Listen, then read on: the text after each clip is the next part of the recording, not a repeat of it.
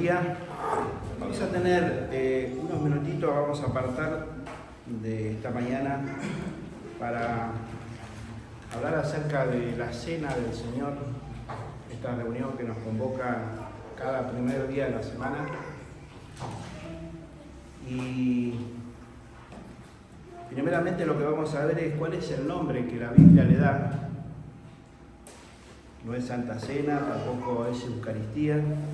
Vamos a leer en primera carta del apóstol Pablo a los Corintios, capítulo número 11, versículo 20.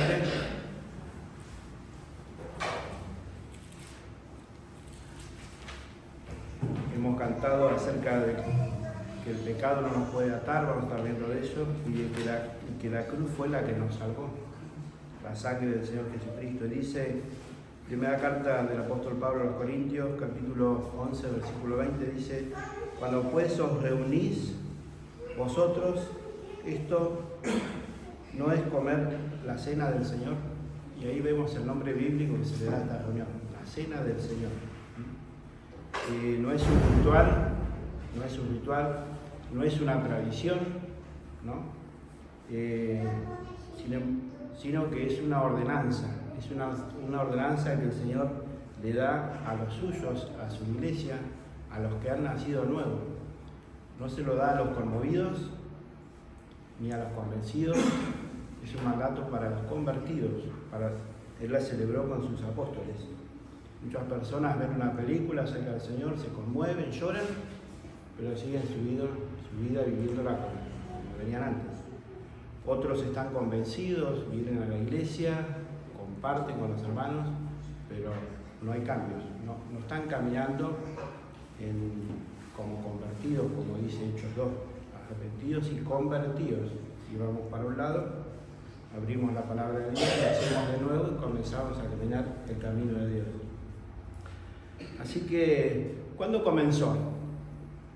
Habíamos preguntado cómo se llama, Cena del Señor. ¿Cuándo comenzó? Y comenzó con la muerte del Señor Jesucristo, en el nuevo pacto.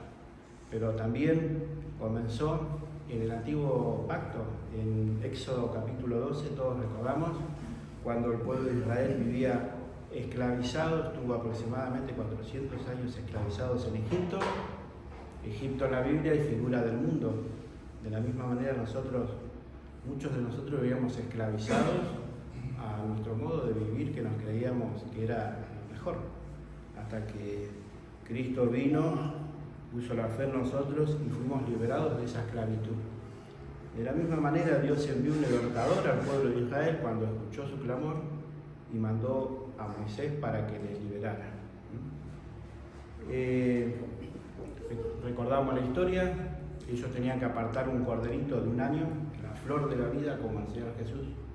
Debía ser examinado por 7 días para ver que no tenga ningún defecto, que no sea quemado, que no tenga ninguna enfermedad. Lo mismo que el Señor Jesucristo es un tipo de Jesús, el Cordero perfecto, como diría Juan el Bautista en el capítulo 1, versículo 29, dice: he aquí el Cordero de Dios que está quitando el pecado del mundo. Toda persona que viene al Señor, el Señor Jesucristo quita sus pecados y puede tener un nuevo nacimiento. Así que, ¿qué debían hacer los israelitas en el antiguo pacto? Debían pintar con la sangre de ese cordero que debían matar, y la sangre era la señal para que el ángel de la muerte pasase de largo, que precisamente eso significa Pascua, Pesaj, pasar por alto. Dios pasó por alto y la sangre fue la señal que los liberó del juicio de la muerte de los primogénitos en el antiguo Israel.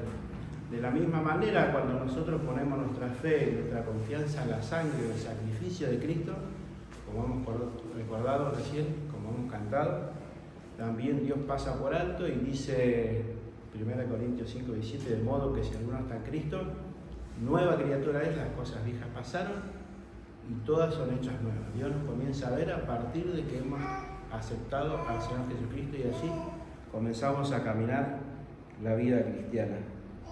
Esto de este nuevo pacto es algo que ya estaba profetizado Y podríamos leer en uno de los profetas mayores, es uno de los mayores justamente porque son muchos capítulos los que tienen, en Jeremías, capítulo 31, versículo 31,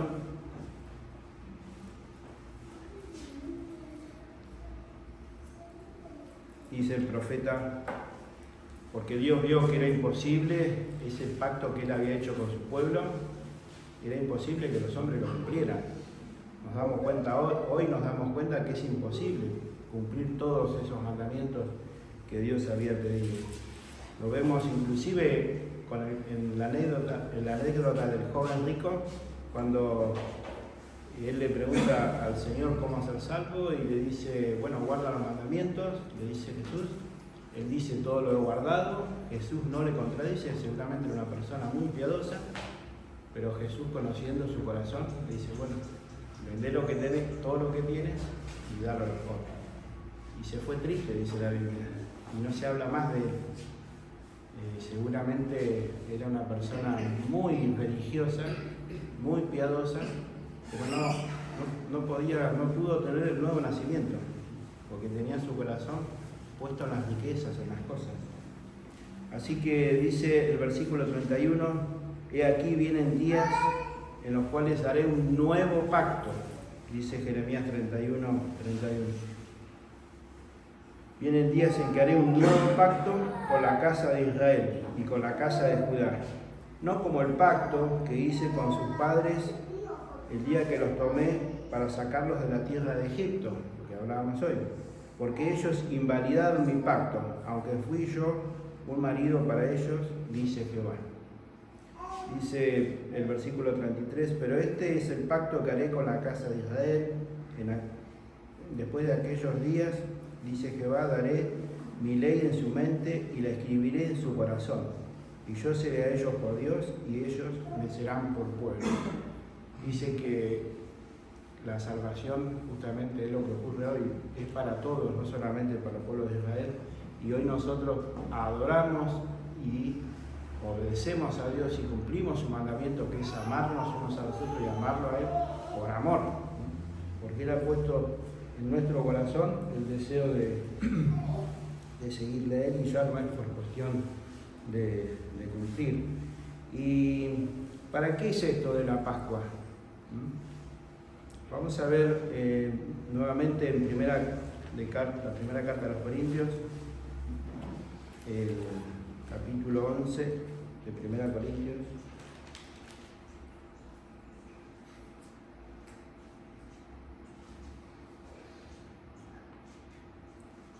Eh, 11:24 dice: y habiendo dado gracias, lo partió y dijo, tomad, comed, esto es mi cuerpo, que por vosotros es partido, haced esto en memoria de mí.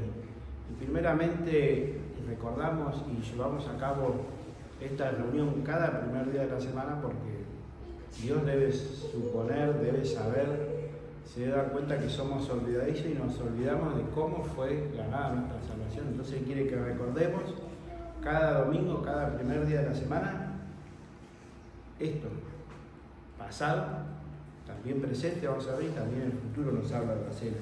Quiere que recordemos cómo fue obtenida nuestra salvación, que fue a través de la muerte del Señor Jesucristo, que si bien para nosotros es gratis y es por gracia, al Señor Jesús le costó su vida, que le escupieran, que le azotaran, que le arrancaran la barba, que su rostro sea desfigurado, dice la Biblia.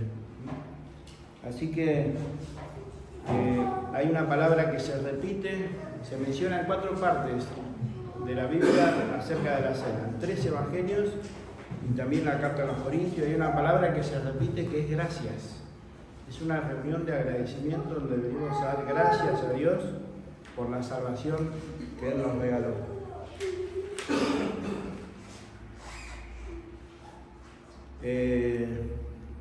También lo que hacemos en esta reunión, podríamos leer en el versículo 26, 11:26, dice: Así pues, todas las veces que comieres este pan y bebieres esta copa, la muerte del Señor anunciáis hasta que Él venga. Es una reunión donde proclamamos que Él va a venir otra vez. Hoy nos encontramos viviendo en estos dos grandes acontecimientos. Cuando Él vino y dio su vida y nació la iglesia, nació este cuerpo que somos nosotros, pero también estamos esperando que Él nos arrebate como hijos suyos. Esta esperanza que tenemos de estar una vez más con Él. Y bueno, también tenemos que tener presente que dice la Biblia que debemos examinarnos de estar en comunión con Dios. Antes de participar de la cena, Dios quiere que estemos en comunión primeramente con Él, pero también que estemos en comunión con los hermanos, unos con otros. Dice 1 Corintios 10:16, la copa de bendición que bendecimos no es la comunión de la sangre de Cristo, y el pan que partimos no es la comunión del cuerpo de Cristo. Está hablando de que esta reunión es una reunión de comunión, que tenemos al Señor como el centro de nuestra adoración y que debemos procurar imitarla a Él día a día, ¿no? Así que debemos, si hay rencores, hay peleas, no nos hablamos, debemos resolver esas cosas antes de presentarlas al Señor, porque como dice el versículo 29, podríamos estar bebiendo juicio para sí. Así que esto es algo muy solemne, es serio y debemos tener esto presente, ¿no? Que estamos recordando al Señor y su muerte por cada uno de nosotros. Así que esta reunión nos lleva al pasado, nos recuerda cómo fuimos salvos, ¿no? Proclamamos su regreso, estamos con la esperanza de que Él vendrá a buscarnos y Él inició la dispensación de la iglesia y a través de la gracia podemos ser hijos de Dios. A través de su gracia hoy podemos ser hijos de Dios. Y quisiera que leamos un último versículo en Juan capítulo 14.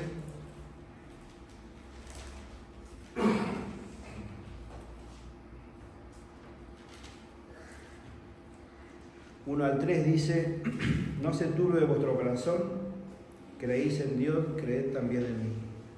En la casa de mi Padre muchas moradas hay. Si así no fuera, yo os lo hubiera dicho. Voy pues a preparar lugar para vosotros.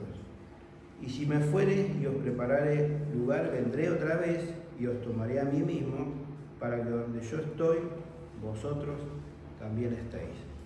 Jesús es el camino y Él es el que nos convoca a que le adoremos, y estamos recordando que Él dio su vida por nosotros, pero también recordamos que la comunión con Él y con nuestros hermanos que debemos tener presente, pero también estamos con la esperanza de que Él vendrá una vez más. Así que participemos de esta reunión teniendo esto presente, ¿no? Que Él murió, que Él hizo posible nuestra salvación y que estamos participando, Señor, ¿no? de la mesa de la comunión con Él.